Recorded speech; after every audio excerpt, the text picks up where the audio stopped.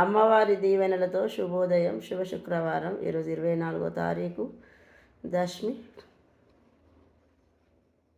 అమ్మవారి దీవెనలు ప్రతి ఒక్కరికి ఉండాలని కోరుకుంటూ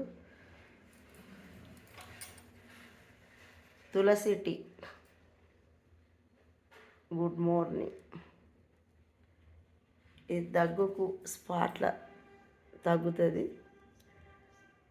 గుప్పడి తులసి ఆకులు మరగబెట్టి ఇది వడగట్టుకొని మార్నింగ్ తీసుకుంటే చాలా ఉపశమనం ఇస్తుంటుంది.